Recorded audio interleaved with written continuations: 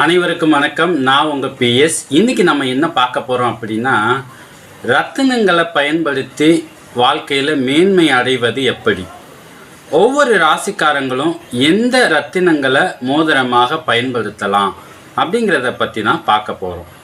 இப்போது மேச ராசிக்கு வீடு, நிலம், வாகனம் அமைகிறதுக்கு முத்து பயன்படுத்தலாம்.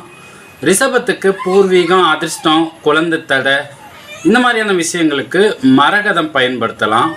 மிதுனத்துக்கு திருமணம், தொழில், வெளிநாடு இதை சார்ந்த விஷயங்களுக்கு புஷ்பராகம் பயன்படுத்தலாம்.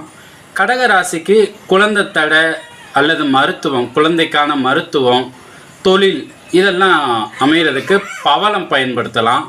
சிம்மத்துக்கு வளர்ச்சி, புகழ், ஐடி வேலை, தொழில், பத்திரிக்கை துறை இந்த மாதிரியான விஷயங்களுக்கு வைரம் பயன்படுத்தலாம். கன்னிக்கு வீடு, வாகனம், நிலம், திருமணம் இதெல்லாம் அமைகிறதுக்கு புஷ்பராகம் பயன்படுத்தலாம். துலாமுக்கு ஆன்மீகம், ஜோதிடம், சொத்து, வெளிநாடு இது மாதிரியான விஷயங்கள் அமைகிறதுக்கு மரகதம் பயன்படுத்தலாம். விருச்சிகத்துக்கு வெளிநாடு, கடன், தந்தையுடைய ஆயுளுக்காக முத்து பயன்படுத்தலாம். தனுசு ராசிக்கு வருமானம், குடும்பம் அமைய, வாக்கு, தொழில் இந்த மாதிரியான விஷயங்களுக்கு நீலக்கல் பயன்படுத்தலாம். மகர ராசிக்கு வீடு, வாகனம், தாய், ஆயுள் இந்த மாதிரியான விஷயங்களுக்கு பவளம் பயன்படுத்தலாம். கும்பராசிக்கு புகழ், வளர்ச்சி, இசைத்துறை, பத்திரிகை துறைக்காக பவளம் பயன்படுத்தலாம். மீனராசிக்கு தங்கம் சேர, லாபம் வர, நல்ல நட்பு அமைய இதுக்கு நீலக்கல் பயன்படுத்தலாம். லக்னம், ராசி ரெண்டுக்குமே இது பயன்படுத்தலாங்க. அரசர் காலத்திலேயே ரத்தினங்களை பயன்படுத்தி தங்களுடைய பிரச்சனைகளை சரி செஞ்சுருக்காங்க. மேலும் ரத்தினங்களை பஸ்மமாக்கி மருத்துவத்துக்கும் பயன்படுத்தியிருக்காங்க.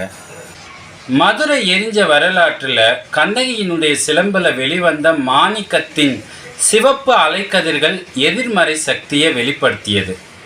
மதுரையை எரித்தது மாணிக்க கற்களின் சிவப்பு அலைக்கதிர்கள் என்றால் அது மிக அல்ல அப்படின்னு வாக்கு சித்தர் நெல்லை வசந்தன் ஐயா வண்ண ஜாலங்கள் புத்தகத்தில் குறிப்பிட்டிருக்காரு.